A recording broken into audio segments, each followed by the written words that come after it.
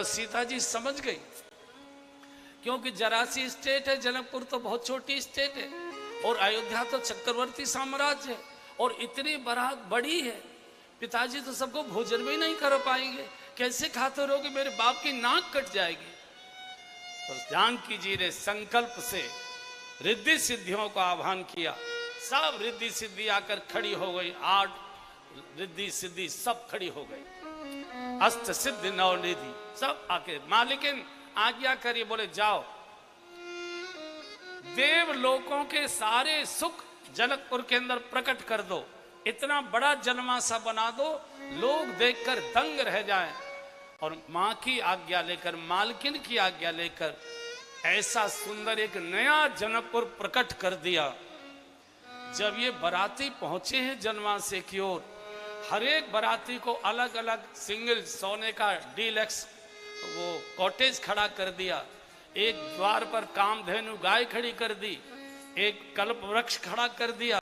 हर बराती जो चाहे वह कल्प वृक्ष से मांगे, जो चाहे कामधेनु से मांगे, सोने के कॉटेज वातानुकूलित, अपने कॉटेज नहीं देख रहे, दूध तेरा कैसा है, तेरा कैसा है, तेरा कैसा है, तेरा कैसा है, सबका एक जैसा लग रहा है। गोस्वामी जी ने वो वर्णन किया है, निज निज बास बिलो की बराती, निज निज बास बिलो की बराती, सुर सुख सकल सुलभ सब भांति, सुर सुख सकल सुलभ सब भांति, विभव भेद कछु को न जाना, विभव भेद कछु को न जाना,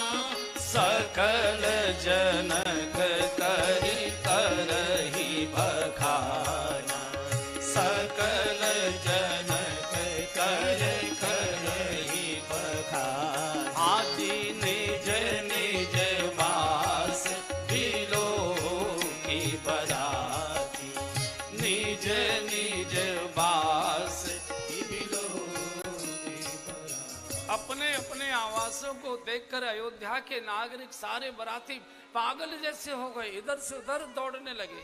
सब लोग जनक जी की वैभव की महिमा गाने लगे। सकल जनक कर करे भगवान, भाई राज्य तो छोटा है तो छोटे से स्टेट के राजा, क्या वैभव है, ऐसा तो कई देवलोकों में भी नहीं होगा। सब यहाँ जनक जी की बखान कर रहे थे, लेकिन सिया महिमा रघुनायक जानी, सिया महिमा रघुनायक जानी, हर्षि हृदय हेतु पहचानी, हर्षि हृदय हेतु पहचानी। फिर गाइए, सिया महिमा रघुनायक जानी, सिया महिमा रघुनायक जानी, हर्षि हृदय हेतु पहचानी, हर्षि हृदय हेतु पहचानी। केवल भगवान समझ पाए तो श्री जी महारानी की कृपा है, ये तो श्री जानकी जी की कृपा है। सिय महिमा रघुनायक जानी हर्षे हृदय। और सबसे ज्यादा पागल हुए ब्रह्मा जी, इन्होंने वेश बनाए हुए थे मनुष्यों के, तो ब्रह्मा जी कभी इधर दौड़े कभी इधर दौड़े। एक सोने के महल के बाहर एक बूढ़े सज्जन और सोने के लोटे में जल लेकर और चांदी की दतुन कर रहे थे। तो ब्रह्मा जी बूढ़े ब्राह्मण के वेश में थे, तो बोले जी आप कोई सभा के कोई मंत्री या कोई बड़े सांसद वगैरह कुछ? बोले अरे महाराज कैसी बात कर रहे हो, मैं तो स्वपच हूँ, मैं तो मेहतर हूं महाराज का, सड़क पर बुहारी लगाने का मेरा काम है। ब्रह्मा पागल हो गए कि जिस राज्य का मेहतर इतना वैभव संपन्न हो, उस राज्य का राजा कितना महिमावान होगा। कभी इधर दौड़े कभी इधर दौड़े। शंकर जी ने कहा बढ़ो दिमाग मत चलाओ, हर जगह चलाते। तुमको ये मालूम है ये शादी किसकी हो रही है? ये किसी सामान्य राजकुमार की और सामान्य राजकुमारी की शादी नहीं हो रही है। किसकी हो रही है? सुनो, जिन कर नाम लेत जग माही, जिन कर नाम लेत जग माही, सकल अमंगल मूल न साई, सकल अमंगल मूल न साई, कर तल होहि पदारथ चारी, कर तल होहि पदारथ चारी, तेई सिय राम कहेउ कामारी, तेई सिय राम कहेउ कामारी। आजी जिन कर नाम लेत जग माही, जिन कर नाम लेत जग माही। अरे जिनका नाम जपने से, नाम सुमिरण करने से जगत में मंगल ही मंगल हो जाता है। जो जगत के माता पिता हैं, ये भगवान श्री राम और जगन माता जानकी जी की शादी हो रही है। बड़ो तुम कहां से आ गए?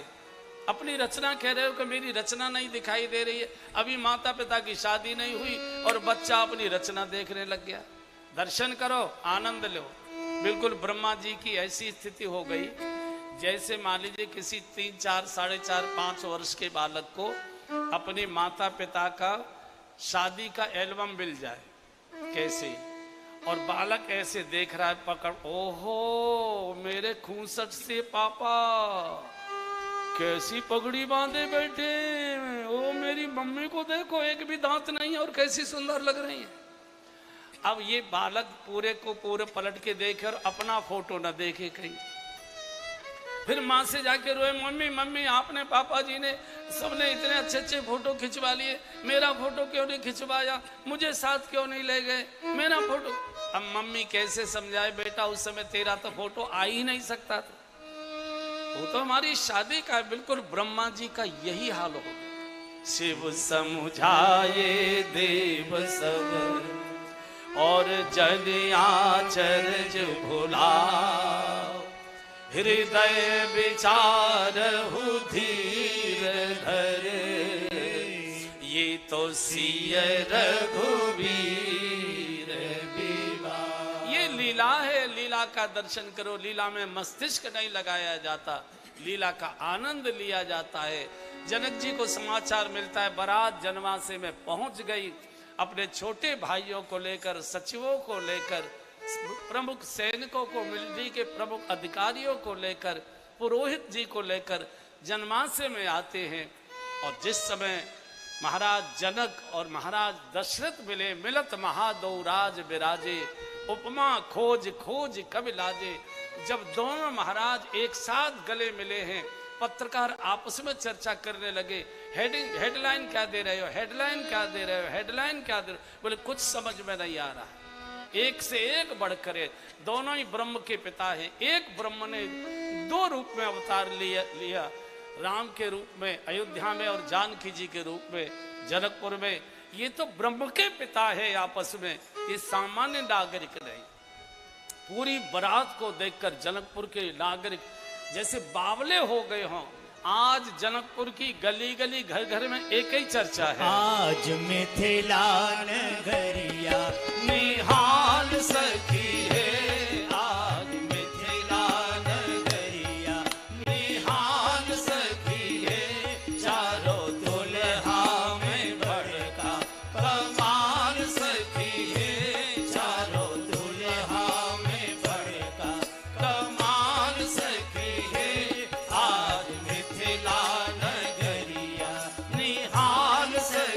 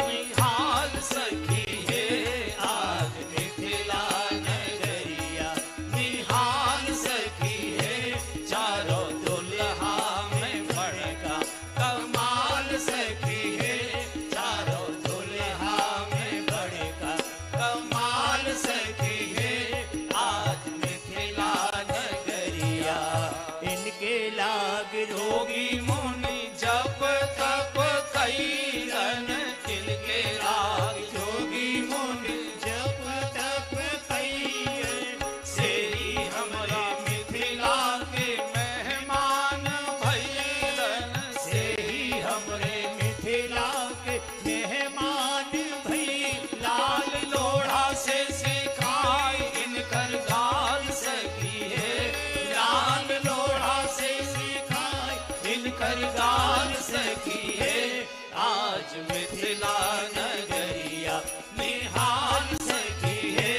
आज मिथिला नगरिया निहाल सकी है। चारों दुल्हा में बड़का कमाल सकी है। चारों दुल्हा में बड़का कमाल सकी है।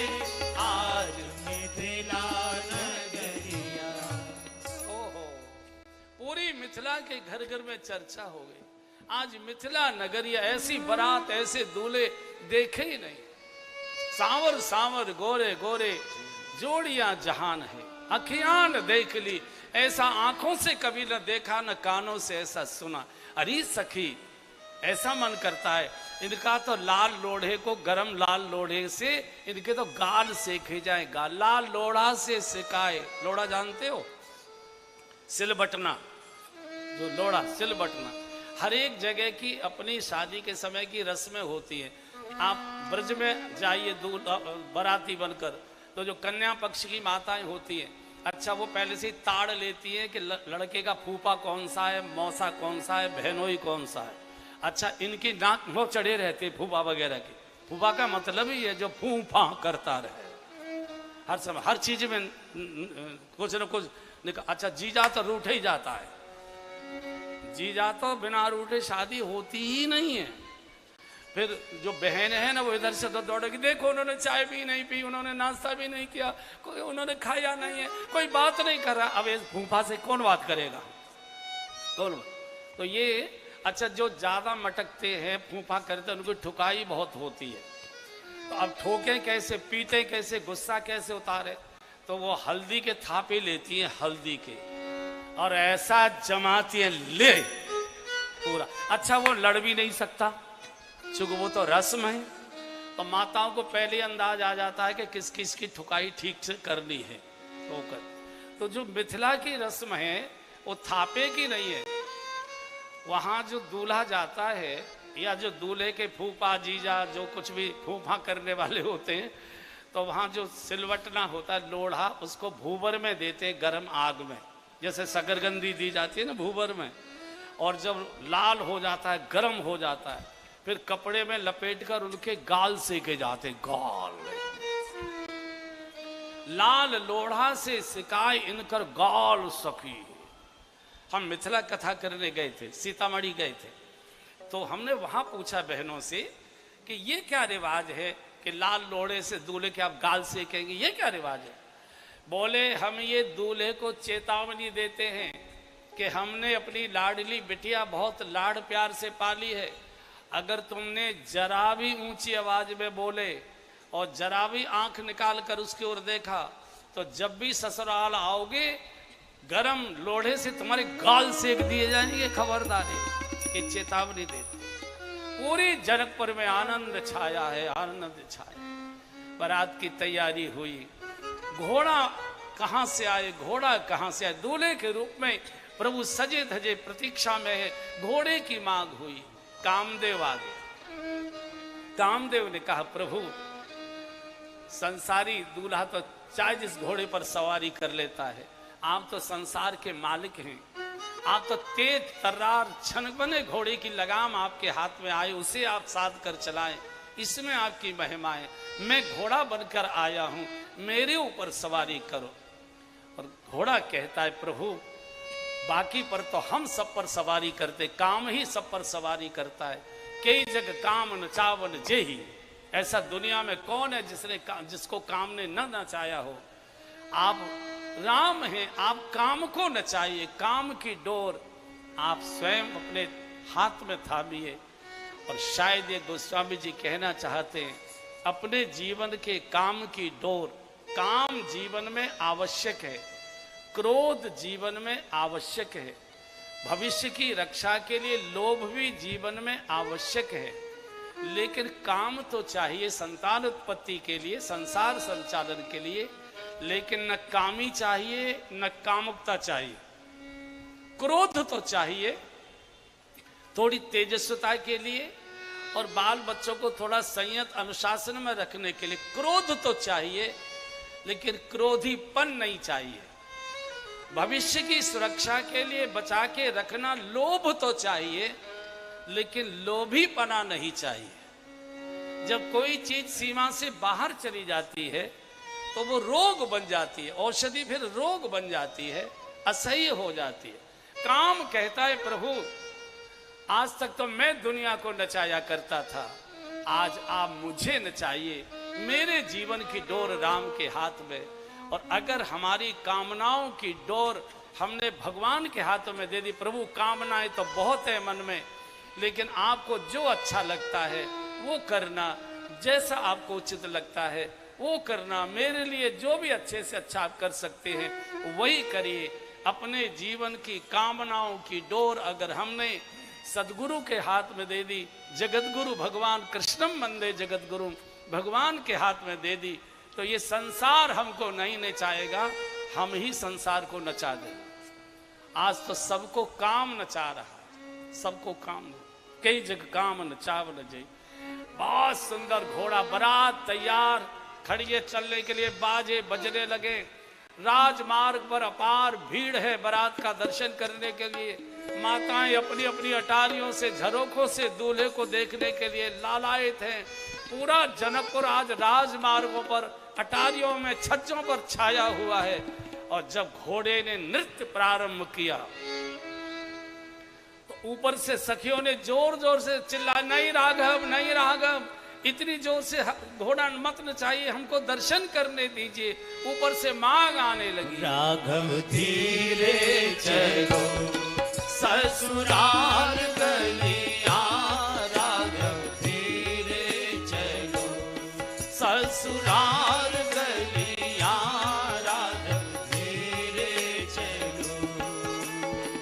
मिथिला नगर की नारी नवेली, मिथिला नगर की नारी नवेली, शोभित छवि लगी रंग रलिया, राघव शोभित छवि लगी रंग रलिया, राघव धीरे चलो ससुराल गलिया, राघव धीरे चलो ससुराल गलिया, राघव धीरे चलो। तुम्हीं बिलोकिन नजर लगावे, तुम्हीं बिलोकिन नजर लगावे, जनक नगर की ये शुभ अलिया, राघव जनक नगर की ये शुभ अलिया, राघव धीरे चलो ससुराल गलिया, राघव धीरे चलो ससुराल गलिया, राघव धीरे चलो। पियन ऊपर ना कानन कुंडल, पियर ऊपर ना कानन कुंडल, लटकत माथे मोर लरिया, राघव लटकत माथे मोर लरिया, राघव धीरे चलो ससुराल गलिया, राघव धीरे चलो ससुराल गलिया, राघव धीरे चलो, राघव धीरे चलो, राघव धीरे चलो। कल मैंने बोल दिया था ससुराल में लड़की को अपनी ससुराल में और दूल्हे को अपनी ससुराल में 3 चीजों का पालन करना चाहिए। धीरे चले 1, धीरे बोले 2 और धीरे खाए 3।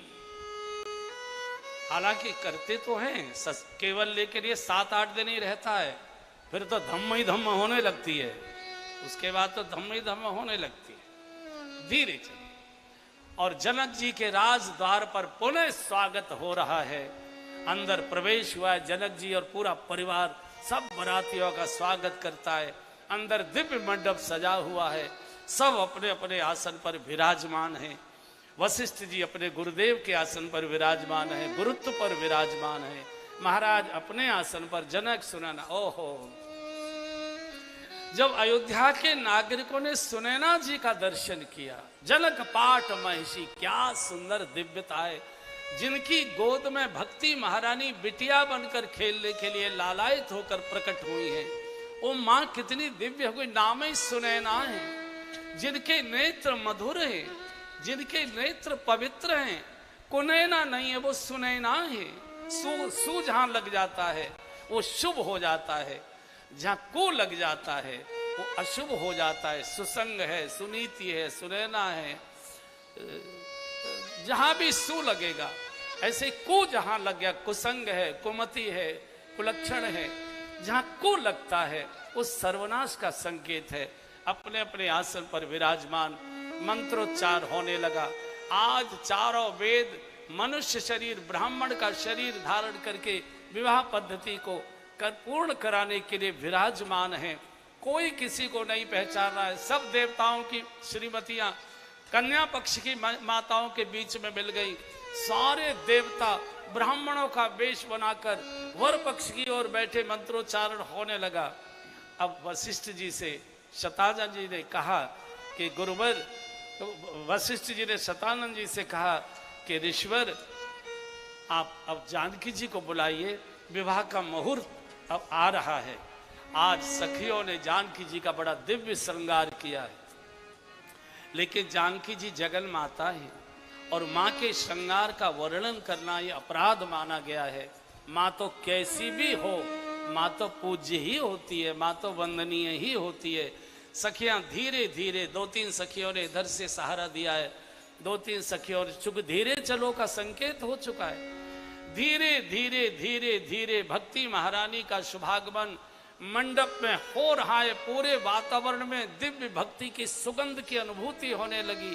गोस्वामी जी ने लिखा है, सिय सुंदरता भरनीन जारी, सिय सुंदरता भरनीन जारी, लघुमति बहुत मनोहर तारी, लघुमति बहुत मनोहर तारी, आवत दीखी बरातीन सीता, आवत दीखी बरातीन सीता, रूप राशि सब भांति पुनीता, रूप राशि सब भांति पुनीता, सब ही मन किए प्रणामा, सब ही मन किए प्रणामा, सब ही मन किए प्रणामा, सब ही मन किए प्रणामा, देखी राम भय पूरन कामा, देखी राम भय पूरन कामा, आदि सिय सुंदरता बरहीन जारी, सिय सुंदरता बरहीन जारी। क्या दिव्य स्वरूप है माँ का।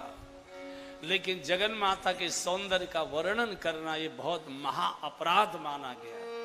इसलिए गोस्वामी जी ने संकेत कर दिया, सिय सुंदरता बरन न जाई।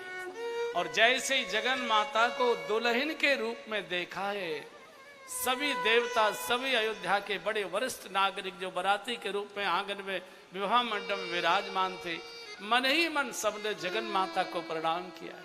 सबई मन ही मन किए प्रणामा, देख राम भय पूरन कामा। शीश झुकाए, नेत्र नीचे की ओर, संकोच में डूबी श्री जानकी जी दिव्य आसन पर बिठाई गई हैं। अग्निदेव बिना किसी प्रयोजन के स्वयं आज प्रकट हो गए। चारों वेद ब्राह्मण वेश धारण कर वेदोच्चारण करने लगे। विवाह का मुहूर्त बढ़ते जा रहा है। और अब वशिष्ठ जी ने कहा, राजन कन्यादान करिए। और जैसे जनक जी को कहा कि कन्यादान करिए, जनक जी रो पड़े। जनक जी ज्ञानी है, ज्ञानी कभी रोता नहीं है, लेकिन आज ज्ञानी नहीं रो रहा है, बेटी का बाप रो रहा है। बोले नहीं ऋषिवर, ये मत कहिए, मैं अपनी बिटिया को किसी को दान नहीं कर सकता, मैंने कितने लाड़ प्यार से इसको पाला है, नहीं नहीं मुझसे दूर मत करिए। सुनैना जी जैसे रोते हुए बच्चे के आंसू माँ अपनी साड़ी के पल्ले से पहुंचती है, आज सुनैना माँ के रूप में है, अपने हरे रंग की साड़ी से उसके पल्ले से जनक जी के रोते आंसू पहुंचते। राजन रोइए मत, ये तो किसी भी पिता के जीवन के सबसे बड़ी सौभाग्य की घड़ी होती है कि जब वो बाप अपनी बिटिया का कन्यादान लेता है। सभी बाप नहीं बनते, कन्यादान लेने का सौभाग्य कुछ ही पिताओं को मिलता करता है। और जिनके आंगन में बेटी का जन्म नहीं हुआ करता या नहीं होता किसी कारण, वो अपने आंगन को भाग्यशाली बनाने के लिए किसी पड़ोसी की बिटिया के फेरे अपने आंगन में डलवाते हैं, उनका कन्यादान लेते हैं। सौभाग्य तो तब मिलता है पिता को जब वो अपने हाथ से अपनी बेटी का कन्यादान करता है। राजन रोइए मत, ये तो भाग्य से ये घड़ी शुभ घड़ी आपके जीवन में आई है। नहीं सुनैना, कितने लाड़ प्यार से मैंने जानकी को पाला था, जानकी के बिना हम कैसे रह पाएंगे, प्राण चले जाए। नहीं राजन धैर्य रखिए, हर पिता को हर बेटी रुलाकर जाया करती है। जो कभी मौत पर भी नहीं रोते, वो अपनी बेटी को जब डोली में बिठाते हैं तो फूट फूट कर रो पड़ते हैं। अब ज्ञान छोड़िए, आप पिता के आसन पर खड़े होइए, ज्ञान की बातें बाद में करिए, आप इस समय पिता हैं, कन्यादान करिए। और जब कन्यादान की बात आई तो भगवान के पीतांबर का एक ठोक लिया जनक जी ने, और इधर जानकी जी की जो चुनरी ओढ़े थी हरे रंग की, उसका एक ठोक लिया और गुरुदेव ने दोनों में गांठ बांध ली। इसलिए इसको गुर्र गांठ कहते हैं, गांव की ब्रजभाषा में कहते हैं ना गुर्र गांठ लग गई। गुर्र गांठ कहते हैं जो लग तो जाती है खुलती नहीं है, वो काटी ही जाती है, खुलती नहीं है। और गुरु का संबंध, गुरु की गांठ ही ऐसी है जो जन्म जन्मांतर तक लगी ही रहती है, कभी न खुलती है न कभी टूटती है। और जैसे ही गुरुदेव के आज्ञा से जनक जी ने और दोनों की चुनरी की गांठ बांधी है और यज्ञ नारायण प्रकट हो गए, अग्निदेव प्रकट हो गए, भावरें पढ़ने लगी, माताएं मंगल गीत गाने लगी। सिया रघुवर जी के संग पढ़ने लागी, हरे हरे पढ़ने लागी भावरिया। सिया रघुवर जी के संग पढ़ने लागी, हरे हरे पढ़ने लागी भावरिया। छायो चहुदिशि प्रेम को रंग, पढ़ने लागी हरे हरे पढ़ने लागी भावरिया। सिया रघुवर जी के संग मंगल गीत गवे घर घर में बाज रही शहनाई। मंगल गीत गवे घर घर में बाज रही शहनाई।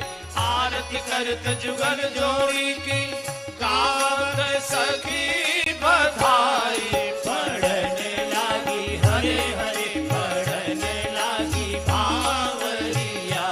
सिया रघुवर जी के संग पढ़ने लागी हरे हरे पढ़ने लागी भावरिया। छायो चहुदिशि प्रेम को रंग, पढ़ने लागी हरे हरे पढ़ने लागी भावरिया। सिया रघुवर जी के संग और बैठे देव विप्र तन धर के वेद मंत्र उच्चारे। बैठे देव विप्र तन धर के वेद मंत्र उच्चारे। सब सखियां बरना बरनी पे राई नौन उबारे। पढ़ने लागी हरे हरे पढ़ने लागी भावरिया। सिया रघुवर जी के संग पढ़ने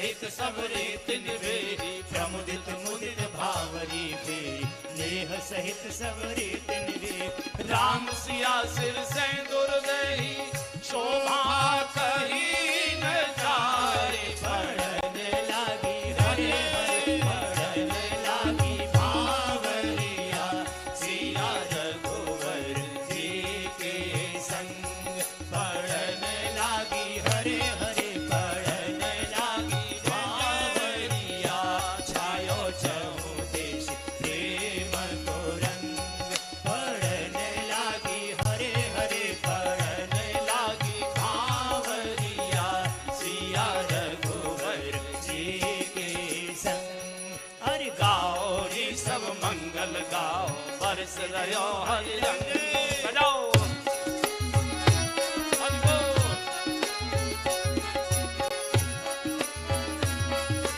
जय हो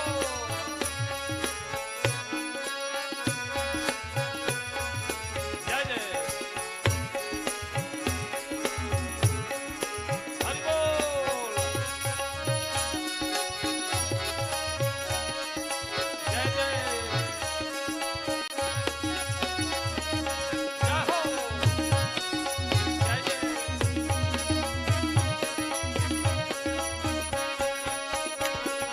हरि बोल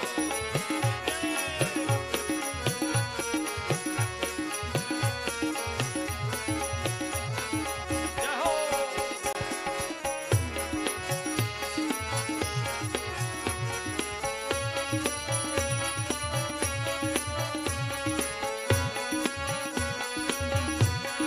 जय जय जय हो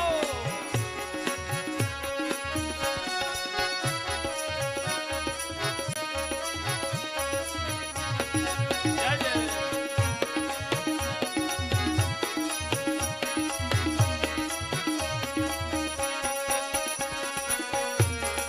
हरि बोल जय जय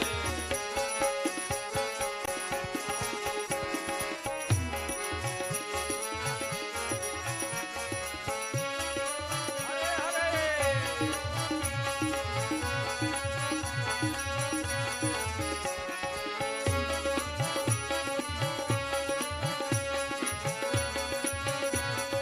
हरि बोल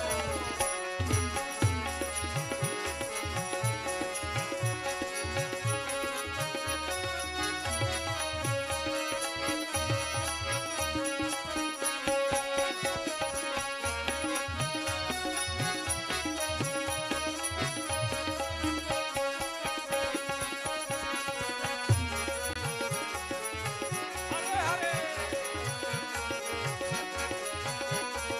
हरि बोल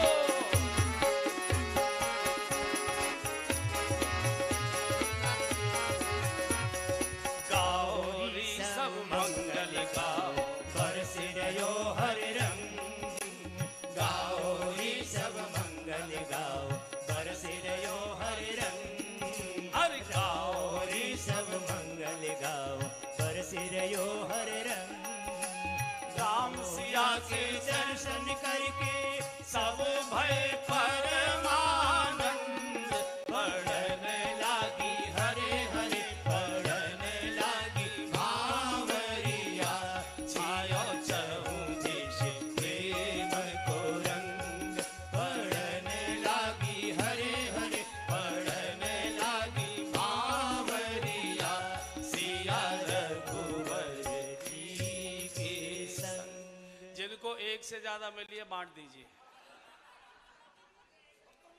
हैं हाँ जो नहीं दे उनसे छीन लीजिए बैठिए बैठिए बैठिए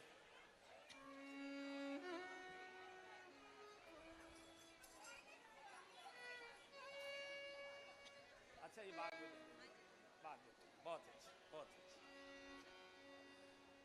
फेरे पड़े और जिस समय भगवान ने सीता जी की मांग भरी है राम सिया से सेंदूर देहि शोभा थोड़ी कम करो राम सिया सिर सेंदूर देहि शोभा कही न जाए। बंधु और बहनों ये जो मांग भरने की जो प्रथा है, ये केवल भारतवर्ष में है। दुनिया के किसी देश में दूल्हा अपनी पत्नी की मांग नहीं भरता है। ये मांग भरना ये बहुत बड़ी जिम्मेदारी का एहसास कराता है दूल्हे को। यहाँ से वो तय कर लेता है मांग भर कर के, अब तक तुम बेटी के रूप में अपने पिता के घर पर निवास करती थी, तुम्हारी हर मांग को भरना पूरी करना ये पिता का कर्तव्य था। अब तुम मेरी अर्धांगिनी हो गई हो, अब तुम्हारी सारी मांग मैं भरूंगा, सारी मांग मैं पूरी करूंगा। मांग भरने का यही अर्थ होता है। और बंदो बरकत पति की कमाई से ही होती है। पिता के यहाँ से कितना भी आ जाए बरकत नहीं होगी। बरकत पति की ही कमाई से, पसीने की कमाई से ही बरकत हुआ करती है। इसलिए केवल भारतवर्ष में यह प्रथा है कि सारे समाज के सामने, आचार्यों के सामने अग्नि को साक्षी करके पति समाज में खड़े होकर ये घोषणा करता है कि आज मैं आपकी बिटिया को वेद मंत्रों के द्वारा अग्नि को साक्षी करके आपके सन्मुख आपकी बेटी को मैं धर्म पत्नी के रूप में स्वीकार कर रहा हूं। इसलिए आज से आगे इसके भरण पोषण की, इसके जीवन संरक्षण की, इसके सारे दुख सुख की, इनकी सारी आवश्यकताओं की अब तक आप पूर्ति करते थे। अब मैं पति हो गया, मैं वर हो गया, मैं श्रेष्ठ हो गया। इसलिए आज से मेरी जिम्मेदारी है इनकी सब प्रकार की आवश्यकताओं को पूर्ति करने की। इसलिए ये भारत की ही परंपरा है। पिता के यहाँ से कितना भी दहेज आ जाए, वरकत पति की कमाई से ही हुआ करती है। पति जब अपनी कमाई करके लाते हैं तब घर में वरकत होती है, समृद्धि आती है। इधर सबको प्रणाम किया, सब आशीर्वाद दे रहे हैं। देवताओं ने पुष्पों की वर्षा की है, मंगल गीत गाए गए। इधर सल्तानंद जी ने कहा वशिष्ठ जी से, गुरुदेव हम देख रहे हैं कि 3 राजकुमार आपके भी पास हैं और हमारे यहाँ भी 3 राजकुमारियाँ अभी और हैं। अगर इसी एक विवाह मंडप में एक ही साथ सबकी शादी हो जाए तो आगे वेंकट हॉलों के खर्चे से भी बच जाएंगे और रिश्तेदारों को भी बार बार आना जाना नहीं पड़ेगा। तो कैसा, अरे बहुत अच्छा हो, निर्णय हो गया।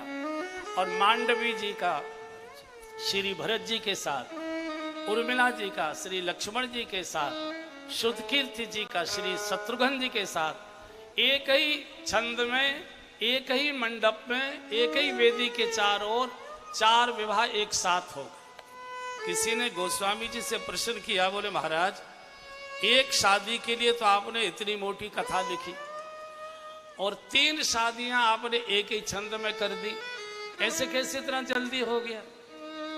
गोस्वामी जी ने बहुत अच्छी बात कही। गोस्वामी जी ने कहा देखो भैया, एक बार भगवान से संबंध जुड़ने में देर हुआ करती है, लेकिन अगर एक बार जीव का भगवान से संबंध जुड़ जाता है तो जीव के जीवन के बाकी सारे काम फटाफट पूरे होते हैं, फिर देर नहीं लगा करते।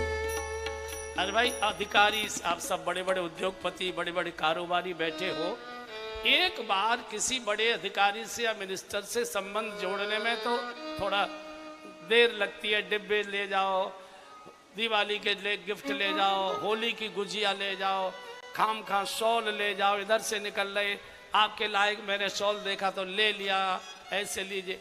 लेकिन जब संबंध जुड़ जाता है तो बाकी काम फिर फोन से पूरे हो जाते हैं, फिर जाने की जरूरत नहीं पड़ती। तो वशिष्ठ जी ने भी यही कहा, एक बार जीव का संबंध भगवान से जुड़े इसमें विलंब होता है, लेकिन भगवत संबंध होने के बाद फिर जीवन के सब काम फटाफट पूरे हो जाते हैं।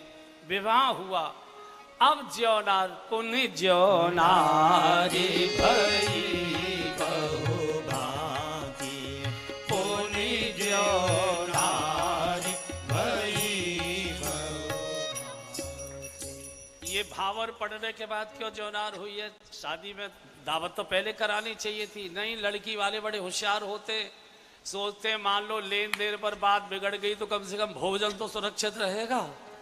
भोजन काहे को बिगड़वाए?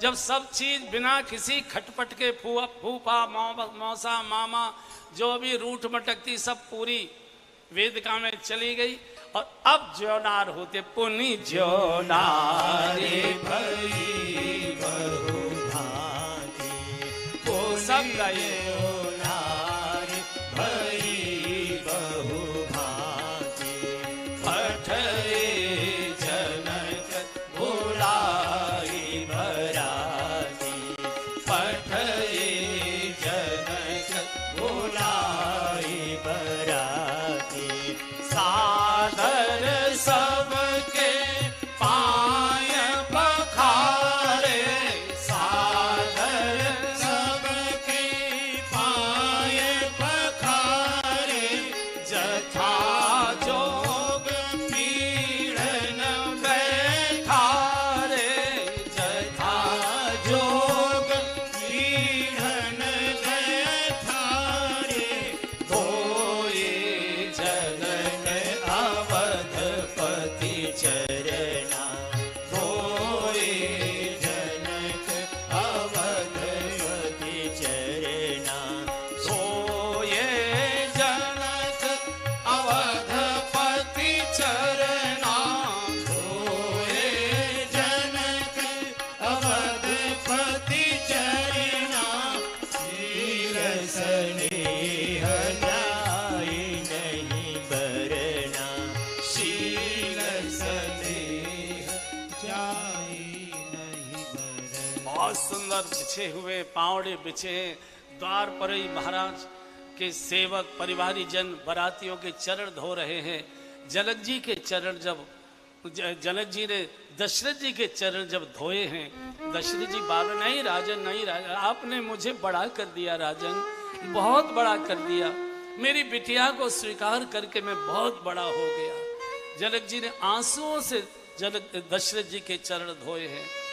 सब लोग अपने अपने आसन पर बैठ गए और अब अनेक प्रकार के व्यंजन परोसे जाने लगे और ऊपर अटारी पर कन्या पक्ष की माताएं ढोलक बाजा लेकर बैठी है और जयवत देहि मधुर धुन गाई जयवत देहि मधुर धुन गारी जयवत देहि मधुर धुन गारी जयवत देहि मधुर धुन गारी ले ले नाम पुरुष अरु नारी ले ले नाम पुरुष अरु नारी समय सुहावन तारी विराजा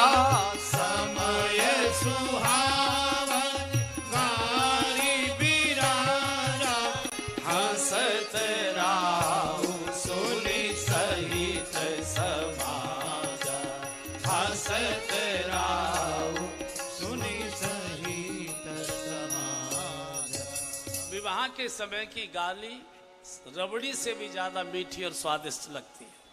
समय सुहावन गार विराजा हंसत राव पोपले मुख से ऊपर को मुख करके महाराज दर्शक ठहाके मार मार कर हंस रहे हैं और इनके पास सबकी सूची है। कन्या पक्ष के पास पता नहीं कहां से सूची मंगा लेती बहन लोग। उनकी दादी का नाम, बाबा का नाम, ताऊ का नाम, चाचा का नाम, बुआ का नाम, बहन का नाम और मटकने वाले बहनोई का नाम, सबके नाम इनके पास रहते हैं। और ढोलक वोलक लेकर जो नाम ले लेकर गालियां गाती हैं। जो स्वाद रसगुल्ले में नहीं आता वो स्वाद गाली सुनने में आया करता है उस समय। समय सुहावन गार बिराजा हंसत राव सुन सहित समाजा। पोपले से मुख से भगवान महाराज गदगद हो रहे हैं, खिलखिला कर हंस रहे हैं। लक्ष्मण जी तिलमिला रहे हैं। जब गालियां देना शुरू किया और माताओं के नाम लिए, परिवारी जनों के नाम लिए, महाराज के लिए गाली, तो लक्ष्मण जी तरतड़ाने लगे। भगवान इनको रोकिए, बोले तुझे क्या परेशानी हो रही है? पापा जी हंस रहे हैं, तू काहे को? बोले नहीं ये कोई ठीक नहीं, हमारी माताओं का नाम ले लेकर गाली दे रही है। माँ की गाली तो बहुत खराब मानी जाती है। अच्छा आपने देखा होगा जो बाराती ज्यादा चिड़चिड़ाता है खबर ज्यादा उसकी ली जाती है। अच्छा वैसे तो कुछ कह नहीं सकती बहन लोग, तो हल्दी के थप्पे के माध्यम से ऐसा मारती हैं कि औंधा कर देती है एकदम। वो बेचारा बोल भी नहीं सकता, चूंकि तो रस्म है और इनका दाव पूरा हो जाता है। लक्ष्मण जी खबरदार है, आगे एक शब्द बोला तो अच्छा, जो ज्यादा चिड़चिड़ा, दो समय ज्यादा खबर ली जाती, एक तो शादी के समय जो चिड़चिड़ाता है रिश्तेदार उसकी, और एक होली के समय जो गड़गड़ाता है उसकी, ये दो समय खबर ली जाती है। होली पर जो होली से चिड़चिड़ाता है ना, उसकी कैसी खबर लेते हैं आप सब लोग जानते ही हैं। और अगर आनंद लेना हो तो ब्रज में आ जाओ, होली पर पता लग जाएगा क्या होता है। गालियां ले ले नाम पुर, एक ने कहा सखी ये कैसी बारात है, कैसा दूल्हा है, दूल्हे का बहनोई तो आया ही नहीं है, और बिना बहनोई की शादी कैसी। एक ने कहा बहनोई, इनके बहनोई। दूसरे ने पूछा इनके कहाँ है बहनोई, बोले है ना वो सींग वाला एक बाबा श्रृंगी ऋषि। श्रृंगी ऋषि का मतलब था उनको सींग निकला हुआ था, तो वो हाँ वो सींग के कारण नहीं। बोले नहीं, डर के मारे नहीं आया है। क्यों? बोले पिटाई हो जाती। क्या मतलब? बोले इनकी बहन को भगा के ले गया है, वो आएगा कैसे। लक्ष्मण जी का प्रभु आप चुप रहिए, मैं बोलता हूं, ये कोई तरीका है क्या? हमारे बहनों को बोलो। श्रृंगी ऋषि जब यज्ञ कराने आए थे तो भगवान की एक बहन भी थी शांता नाम की, तो वो अब मुझे मालूम नहीं, खिलाती पिलाती वही थी, हो सकता है कि बातचीत हो गई हो, लेकिन शास्त्र कहते हैं कि पुरस्कार के रूप में दशरथ जी ने उनको पत्नी के रूप में भेंट कर दिया था। लेकिन असलियत तो जब मिलेंगे तब पूछेंगे बाबा क्या किया था ये बताओ। तो बोले वो नहीं आ सकते, तो बोले देखिए हमारे उस पर, अरे बहना इनकी क्या क्या सुनोगे। तीसरी बोली प्रीति विहार से गई थी, उसका इनकी ज्यादा बातें मत करो, इनको भोजन कर लेने दो, नहीं हमने कुछ बोल दिया तो मुंह दिखाने लायक नहीं रहेंगे। लक्ष्मण क्या बोलती हो आप, चुनौती दे रही हो, हम रघुवंशी हैं। कालो डरे न रन रघुवंशी, रघुवंशी काल से भी नहीं डरते युद्ध में, आपके पास क्या तोप है। अरे बोले माफी मांग लो, क्षमा मांग लो, हम बोल दिए, मुंह खोल दिया हमने, तो मुंह दिखाने लायक भी नहीं बचोगे। माफी मांगनी है कि नहीं? भगवान ने कहा लखन तू चुप रहे, मैं मांग लेता। बोले नहीं महाराज, हम रघुवंशी हैं। कालो डरे न रन रघुवंशी, और ससुराल का मामला है, हर बार आएंगे, हर बार ही हमको तंग करेंगे, आज हो जाए फैसला। बोलो क्या है तुम्हारे पास। तो बोले ज्यादा बड़बड़ मत करो, तुम अयोध्या के नागरिकों किसी लायक नहीं हो, किसी मतलब के नहीं हो। लक्ष्मण जी बोले हमारे अंदर क्या कमी है। तो एक सखी बोली तुम्हारे अंदर है ही क्या। और क्या मतलब? अरे बोले तुम तो किसी मतलब के नहीं हो, अयोध्या की महिलाओं को तो बच्चे भी पैदा करने होते हैं, बेचारी खीर खा खा के बच्चे पैदा करती है, तुम तो वो भी नहीं कर सकते। एकदम सारे बराती साहब तिल मिला गए, लक्ष्मण जी एकदम तिल मिला गए। भगवान ने मुंह छुपा लिया, दशरथ जी मौन हो गए, क्या करें, सन्नाटा हो गया। लेकिन मिथिला मिथिला है, एक सखी खड़ी हो गई, लक्ष्मी नगर की थी वो, एक सखी खड़ी हो गई, बोले सुनो जी अयोध्या वाले राजकुमार, तुमको जो बोलना था सो बोल दिया। तो सुनो, वो जब ये कहा कि लक्ष्मण जी ने कहा कि चलो हमारे यहाँ माताएं खीर खा खा के तो पैदा कर दी थे, तुम्हारे यहाँ तो मिट्टी खोद खोद कर निकाली जाती हैं, तुम्हारे यहाँ तो मिट्टी खोद खोद कर निकाली जाते। तो ये लक्ष्मी नगर वाली खड़ी होंगी और कहे राजकुमार कान खोल कर सुन लो, आगे बोलना मत। तुम्हारे अयोध्या से ज्यादा हमारी जनकपुर की मिट्टी गुणवान है। अरे जो काम अयोध्या की खीर करती है वो जनकपुर की मिट्टी कर दिया करती है, तुम हो कहाँ। एक दूसरे को समय सुहावन गार विराजा, हसत राव सुन सहित समाजा। पूरे जनकपुर में यही एक चर्चा का विषय है। ये मंगल महोत्सव का कहीं समापन ना आ जाए, कहीं समापन ना आ जाए, कहीं बारात विदाई का समय ना आ जाए, और जो आया है उसको तो जाना ही होता है। दशरथ जी रोज जनक जी को समाचार भिजवाते, राजन बहुत दिन हो गए, 1 मास से पहले से रुके हुए थे, जाते जाते समय लगेगा, राज्य को सोना छोड़कर आए हैं, बहुत आपने स्वागत सत्कार किया, अब हमको जाने की अनुमति दीजिए। रो रो कर जनक जी चरण पकड़कर टिका लेते। लेकिन आज विदाई का संकेत हो गया, बिना बोले ही सिर हिलाकर संग जैसी आपकी इच्छा है। दिन उठ विदा अवधपति मांगा। पूरा शोक में डूब गया। जनकपुर की विदाई हो रही है, विदाई हो रही है, विदाई हो रही है। जो मंगल महोत्सव 1 मास से चल रहा था उसके समापन का समय आ गया। सब पूरा जनकपुर आंसुओं से डूबने लगा। इधर सखियों ने चारों बेटियों को दुल्हन के रूप में सजाया है। 4 पालकियां सजकर तैयार हो गई। सुनैना जी को सेविका ने जाकर कहा, महारानी जी पालकी तैयार खड़ी है, विदाई का संकेत हो चुका है, बेटियों को आशीर्वाद दे दी। अरे विदाई कैसे हो जाएगी? विदाई जब तक मैं नहीं कहूंगी महाराज को मना करिए, मेरे बिना कैसे विदाई होगी? पहले मुझसे तो पूछ लेना चाहिए था।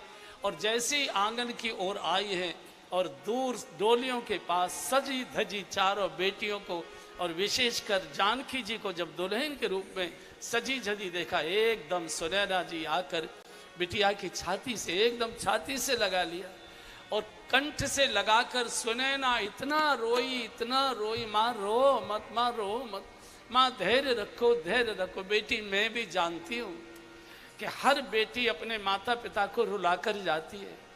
हम तो केवल तुम्हारे पालक थे, मालिक तो कोई दूसरा ही होता है और हर चीज अपने मालिक के पास जाकर सुखी रहती है, ये मैं भी जानती हूँ। मैं भी जब आई थी डोली में बैठकर तो मैं अपने माता पिता को कितना रुलाता हुआ छोड़कर आई थी। हर माता पिता को बेटी रुला कर जाती है, लेकिन बेटिया मेरी एक तुमसे प्रार्थना है कि भूखी रह लेना, कष्ट सह लेना, साधारण वस्त्र पहन लेना, लेकिन परिवार के दुखड़े को रोने किसी रिश्तेदार के पास नहीं बैठना, किसी पड़ोसी को नहीं कहना। अगर तुमने कुछ भी बोला और तेरे पिताजी को पता लगेगा कि मेरी बेटी ने मेरे परिवार की मर्यादा तोड़ दी, जीवित नहीं रह पाएंगे, रो रो कर प्राण छोड़ देंगे। बेटी माँ के पास तो कुछ और होता नहीं, बालक माँ के हृदय का टुकड़ा होता है। माँ के पास तो देने को केवल आशीर्वाद है और वही आशीर्वाद मैं तुमको प्रदान कर रही हूँ बेटिया।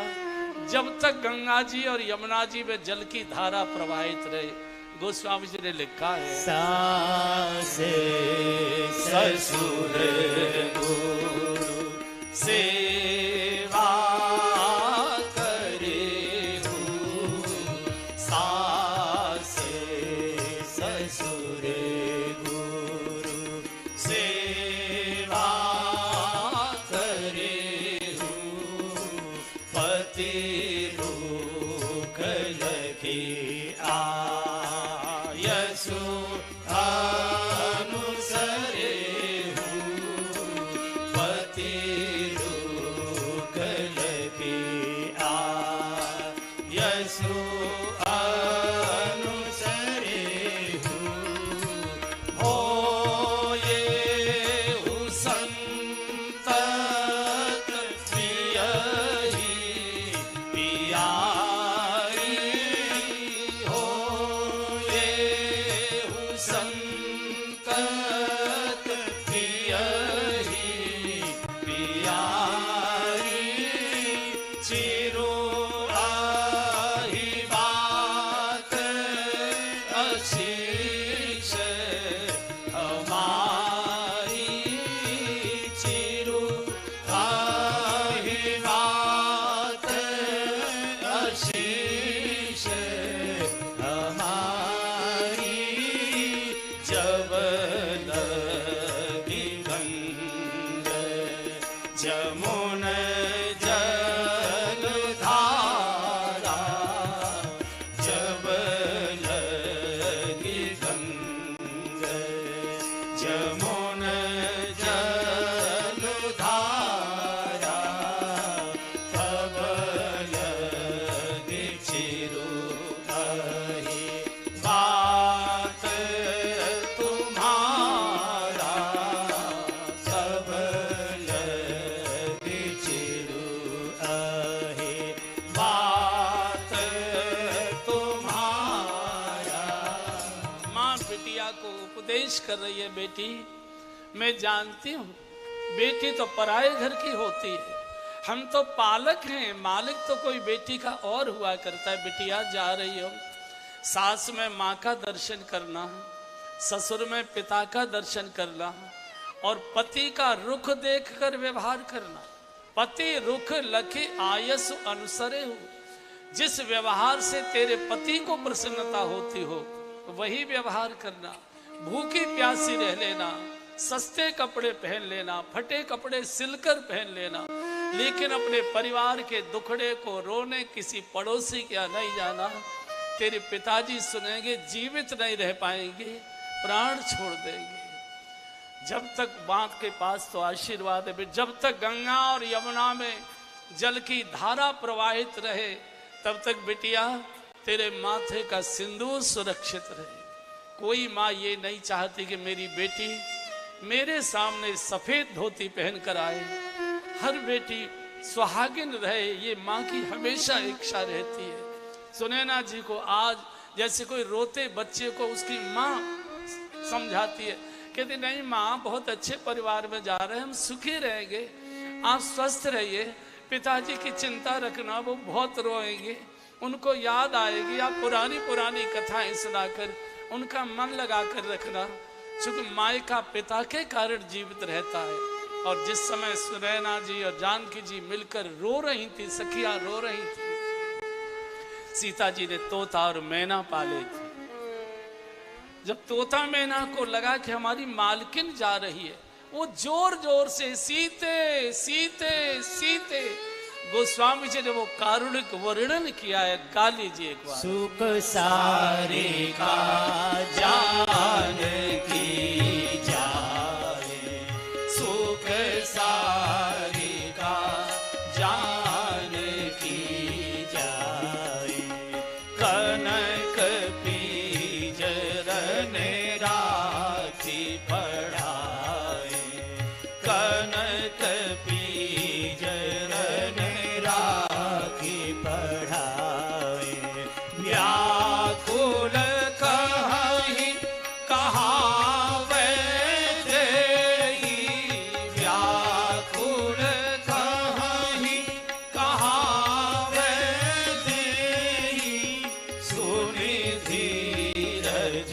परिहरहि की, सुनि धीरज परिहरहि की, आजी सुख सारी का जान की जाए, सुख सारी